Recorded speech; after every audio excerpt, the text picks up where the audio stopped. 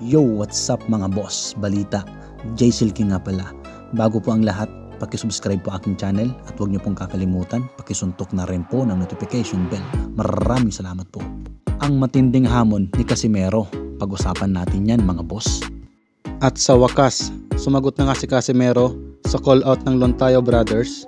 Ayon nga po kay Casimero ay hindi niya pinapansin ang dalawang Lontayo Brothers, pero minsan hindi niya rin palalagpasin ang mga pinagsasabay o pinagagawa nila dahil naiinis na rin daw po si Cuadro Alas. Naiinis ko dito sa mga luntay na to. Puro satsat. Puro bunganga. Kala mo kung anong galing sa boxing. Kung magaling kayo sa boxing, nakilala na kayo, boy. Ako lang natatakot sa kanila. May pasigaw-sigaw pa. Lalabanan kita kahit sa parking lot. Nako. Ano ba talaga? May tira ka ba talaga?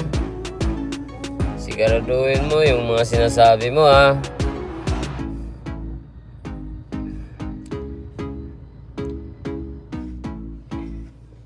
Hindi ka ba nahihiya?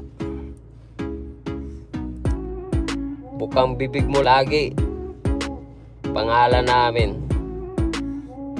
Tapos pag maghamon ka, kala mo kung sinong malakas, magaling. Wala ka namang tira. Binugbog ka nga ni Sumbag eh. Si Sumbag, hindi boxer yan si Sumbag, ha. Yun, alalahanin mo. Si Sumbag pa lang, hindi boxer yan. Binugbog ka. Wala kayo sa lugar namin sa larangan ng boxing, boy. Kaya huwag kayong mag-angas sa amin. Isang pitik lang kayo, isang gano'n, no? Pitik lang, oh. Or matulog kayo ng maaga, boy. Kasi ang payat mo na, boy. Yung panga mo, parang ano na, parang pangana ng ng lamok. Gumagano na, boy, oh. Ayon nga po kay Alas ay tinawagan niya si MG para ikasa ang laban ni Jason Casimero at ni Silver Boys TV sa Battle of YouTubers Season 3. Sigaw ng sigaw ka? Tingnan natin. Tapos nung una, sabi nyo, hindi ako lalaban sa Battle of YouTuber kasi ayaw kong bababa sa level. Ano bababa sa level? Anong level mo? Tangina mo, luntay ka. Tapos ngayon, shout out kay MJ. Nako. Magaling lang kayo magsalita. Bunga nga lang yung malakas sa inyo, tangina nyo. Alalahanin mo, boy. Yung panga mo, maliit na. Baka masapul yan.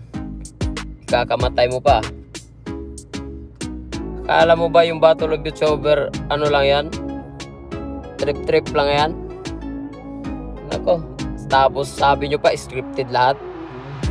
Scripted lahat. Suntukin kita eh. Isang beses, suntukin kita. Tapos dala ko ng cellphone, sabihin ko sa'yo, scripted lang to. Sagi yung mukha mo eh. Pinagkakasa ko yan. Natawagan ko si MJ. Tignan natin yung galing mo. Oo, hindi ako lalaban. Yung kapatid ko lang yung lalaban, si Jason. Si Jason yung lalaban kay Sorot. Yung Mark Lontae. Ang pangit daw po ng ginagawa ng Lontayo Brothers ang manira ng kapwa. Wala hanap buhay, idol, social media. Kumuha, di sapat magkakitaan nila. Kaya nga eh, grabe. Para yata sa sa anak niya eh. Kasi maliit pa anak niya tapos wala silang kinabuhayan, walang trabaho siguro. Kaya yun ginagawa. Pero pangit yung ganun. Papakain mo sa anak mo tapos yun ang ginagawa mo, yung maninira ng kapwa-tao at saka kapwa Pilipino. Ako. At ito nga po ang mabigat na hamon ni Casimero sa isang tao na tinatawag niyang ampaw. Wala naman daw pong sama ng loob itong si Casimero sa tinatawag niyang ampaw. Ang gusto niya lang naman daw po ay mapagbigyan ang kanyang hiling. Real talk to kay ampaw. Gusto ko pupunta dun siya sa nasalanta ng bagyo. Kahit dyan lang sa Manila, mayroon ba dyan? Or may ba dyan? May nasalanta ba dyan sa bagyo? Mag-donate siya doon. Magmimigay siya. Kahit kunting tulong lang. Kasi ang daming nangangailangan talaga dito talaga. Na ano talaga ako, yun talaga, real talk talaga yan.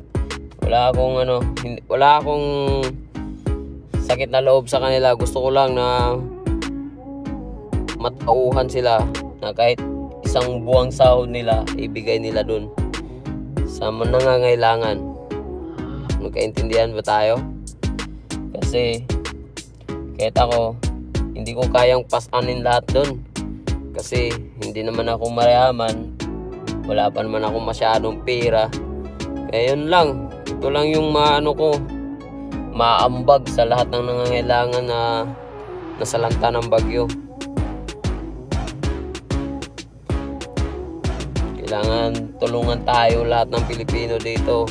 Hindi yung mga Pilipino yung dinadown nila pababa.